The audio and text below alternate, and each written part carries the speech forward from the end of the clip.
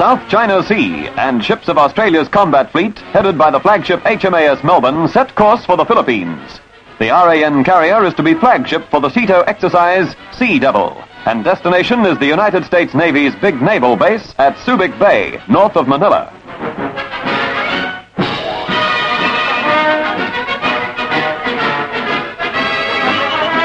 A sight to remember as the frigate Queenborough and destroyers Voyager and Vendetta escort their flagship into the waters of Luzon. Final preparations for one of the biggest anti-submarine and naval air defense exercises in Southeast Asia will be made here at Subic Bay. Subic Bay. Final plans for an international exercise, and for the Australian sailors, a final chance to relax before the call to Sea Devil battle stations.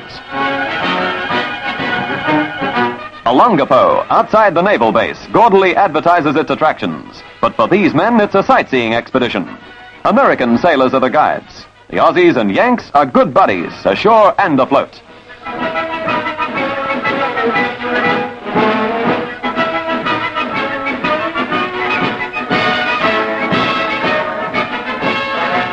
Australian sailors are frequent and popular visitors to the ports of Southeast Asia. But this is no tourist trip, and the peaceful scene in Olongapo rapidly changes to dawn in the South China Sea. Operation Sea Devil begins, and the enemy heads out to sea. But from now on, he'll conduct his war from beneath the surface. Above the submarines are the warships of the United States, Australia, New Zealand, Pakistan, Thailand, and the United Kingdom. A common bond of friendship links the diverse navies of SEATO, and this is their 21st maritime exercise to ensure that they could operate smoothly together. The Australian destroyer Vendetta displays her ability to work efficiently with a ship of another navy as she prepares to refuel from a United States tanker.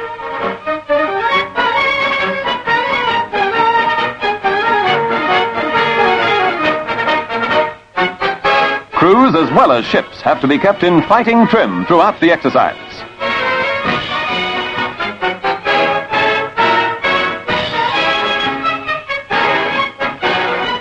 Behind the scenes, men like Petty Officer Bob Duguid of Mordialloc Victoria play an important role in keeping a fighting ship at sea.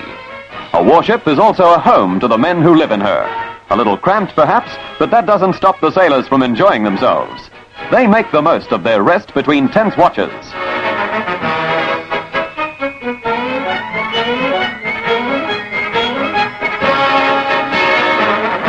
SEATO observers are watching the exercise from the flagship HMAS Melbourne.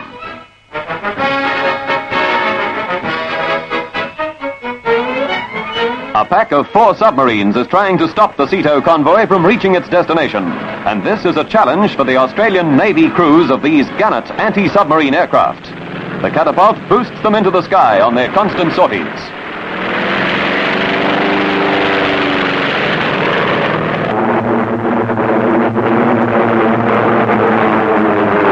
Sea Devil is also testing the ability of the SEATO navies to defend themselves against surface and air attack.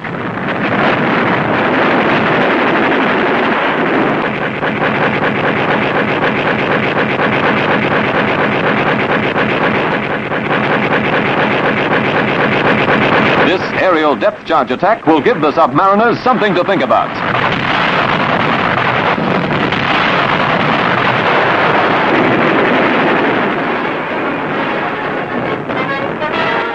Now for the rockets.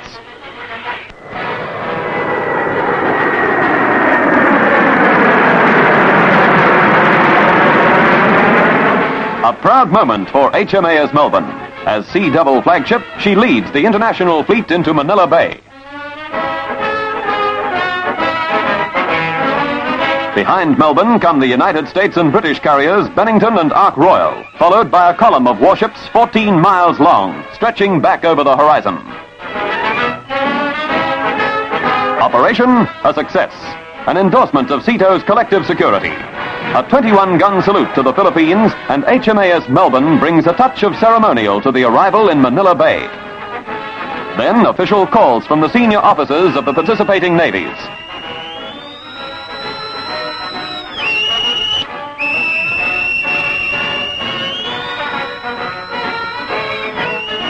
Some 50 ships 150 aircraft and 16,000 men took part in SEATO, another international exercise providing valuable training for the Royal Australian Navy.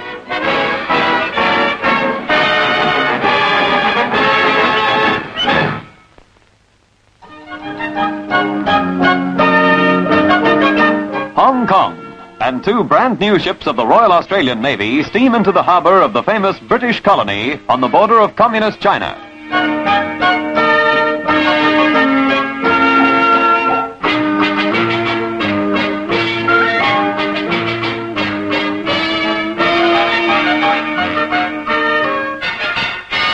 The imposing skyline of Hong Kong, dominated by the Peak, is a well-known and welcome sight for Australian sailors. For the 500 men in the two new anti-submarine frigates Yarra and Parramatta, this will be a highlight of the ship's first tour of duty with the British Commonwealth Strategic Reserve.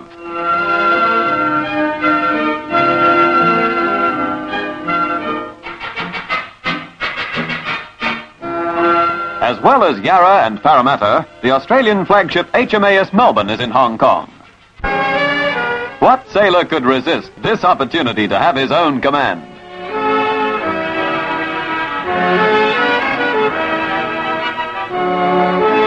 The duty-free city is a bargain hunter's delight, and the sailors are soon on a spending spree. This deal seems to create some excitement.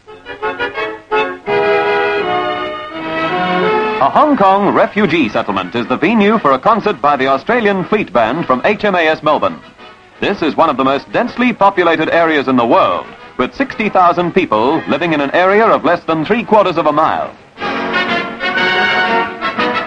The Australian Navy concert is a rare treat for the refugees of Hong Kong.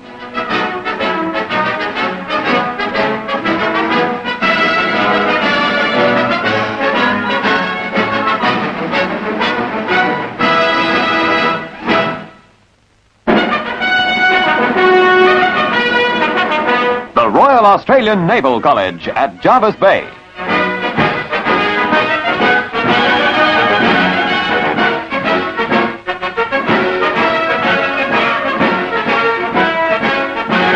This is a day for spit and polish. It marks a milestone in the careers of 20 new officers for the Australian and New Zealand navies. They are the first midshipmen to complete the Navy's revised scientific age course at the college.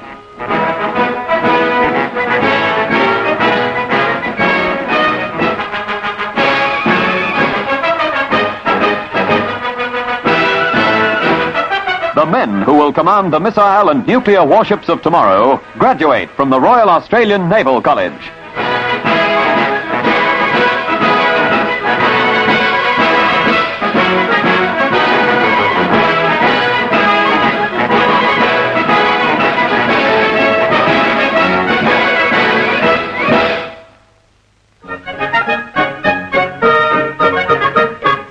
Southeast Asia is again the focal point for Navy cameras. This time, Japan.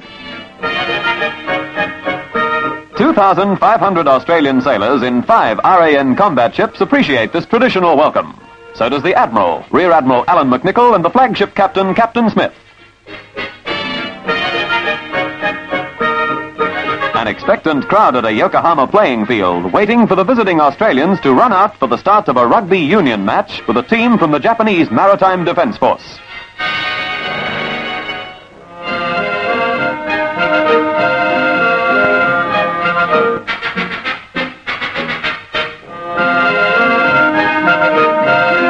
A touch of Japanese ceremonial, and then all is ready for some friendly rivalry.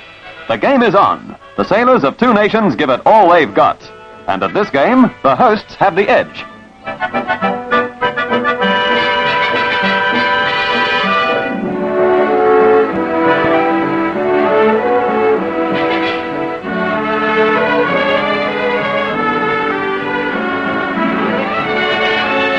Some sailors prefer sightseeing, and what sailors wouldn't with two Japanese beauty queens as their guides? This visit is to the shrine at the historic town of Kamakura near Tokyo. The temple was established in 1191, and the nearby Great Buddha has stood for 7 centuries. There is a spontaneous welcome for the Australian sailors wherever they go during the Royal Australian Navy's biggest fleet visit to Japan.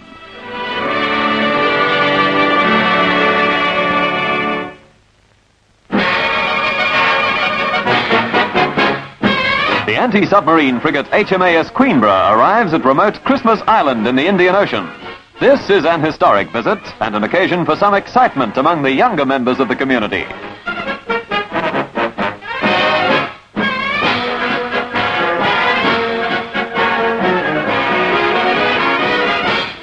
It's the first call by an Australian warship since the island, originally claimed for the Crown in 1888, became an Australian territory 3.5 years ago.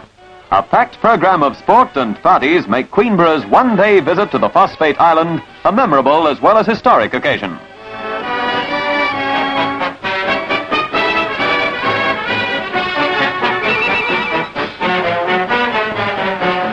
The 120 officers and men of Queenborough will not forget the hospitality of the 3,000 people of Christmas Island.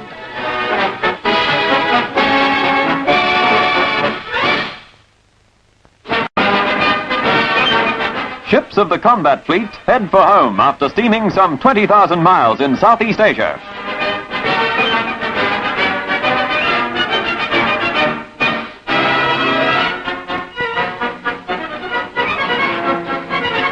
A light-hearted salute from a Navy pilot as HMAS Melbourne's 2 squadrons prepare to fly off to their shore base at Nara, south of Sydney.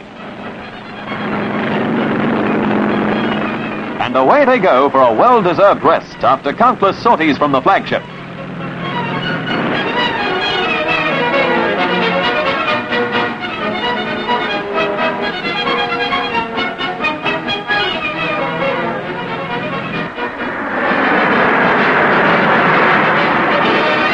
With her aircraft disembarked, HMAS Melbourne returns to Sydney after an absence of 5 months.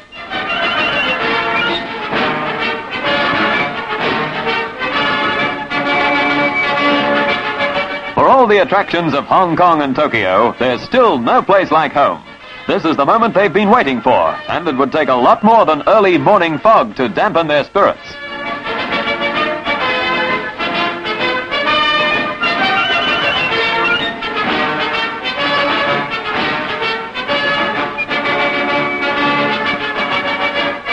A fond welcome awaits these men of the Royal Australian Navy, home from the sea.